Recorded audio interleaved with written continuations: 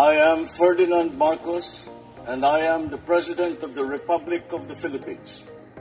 I stand today on behalf of 110 million Filipinos.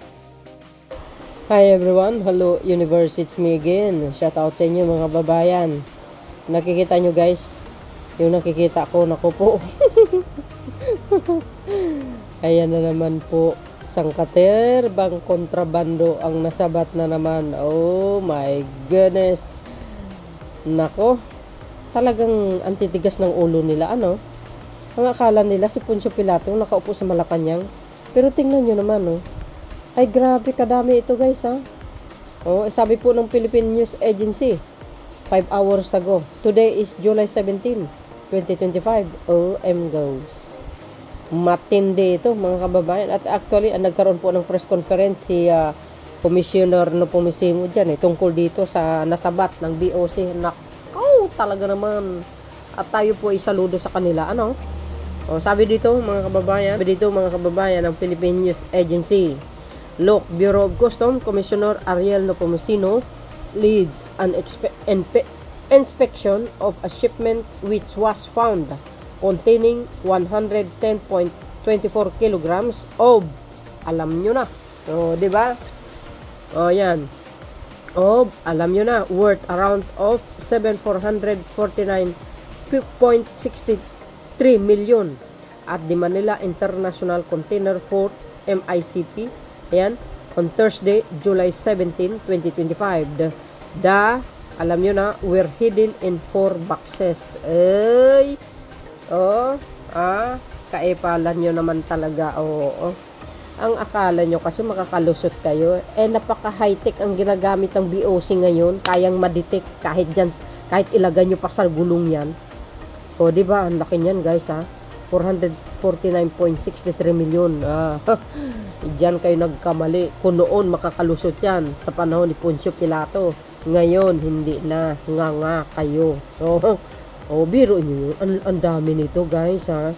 Samples of white crystalline substances found in the shipment were sent to the Philippines Drug Enforcement Agency for testing and were confirmed to be, alam nyo na. Ay, agay. This case is now under investigation for the violation of drug and custom law. Ito guys yung mga highlights. Biro nyo yan. Kadami yan guys. Yan in inspection kanina. Goes. Kadami. Pag yan po ay nakalusot, sinasabi po natin, marami po ang masisirang buhay. Alam nyo guys, ito, ang epekto nito, base doon sa ni-research ko, grabe, talagang patatandain ka nito. Patatandain ka, palalamin pa ang mata mo. At sisirain talaga ang buhay mo. Yan ang pinaka number 1. Nako, wala ka ng pangarap. Pag ito nalalango ka dito sa paggamit sa ganitong illegal na kontrabando, ay sus, pag maghihit-hit ng hit-hit, buwis buhay ka dito mga kababayan, wala ka ng future. Kaya sa ating mga kababayan, maging maingat kayo, alagaan nyo yung buhay nyo. Kasi ang buhay natin, minsan lang tayo po nabubuhay. Pag tayo namatay, hindi na po tayo maaring babalik pa. Diba? Lagi natin tatandaan, ang gumawa ng kasamaan, nasasadlak sa kulungan. Dalawang ano lang yan either kulungan or sementeryo ang punta mo di ba? Kaya nagpasalamat din naman tayo mga kababayan sa ating mga kapulisan, mga autoridad, siyempre BOC, lahat sila, sa mga ahensya ng PDEA, CIDG, RNB, IPNP, AFP, lahat, PCG, dahil nagtatrabaho sila ng gusto nagkudos naman talaga kay Pangulong Marcos Jr. Ito po yung gusto niyang mangyari. Diba? Ulihin na walang patay.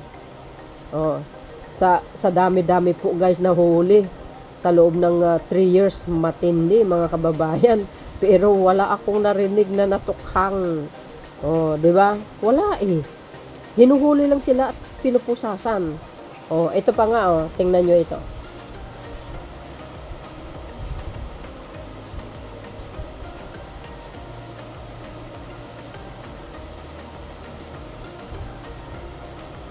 Tingnan nyo naman guys, kung gaano kadami yan.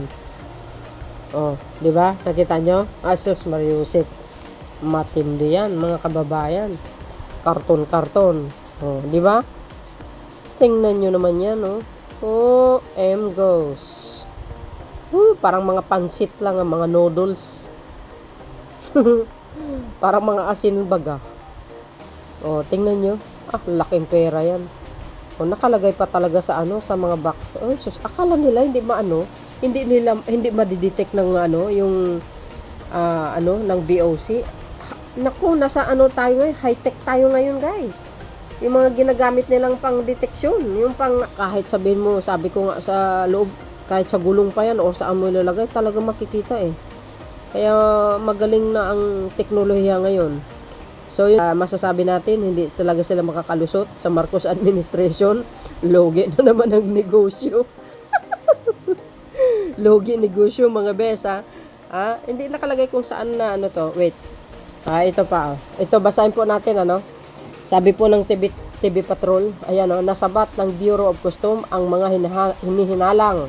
Ayan. Sa Manila International Container Port na idiniklarang personal effects na isinilid sa Balikbayan Box. Sabi ni Alvin Enciso, sabi dito, Intel. Officer, sabi po dito ng BOC, galing sa USA ang mga ito na nagkakahalaga ng 749 million plus. Ayan, guys. Oh, ayan. Galing sa Amerika. Ay, sus, Mariusip kayo talaga. Oh.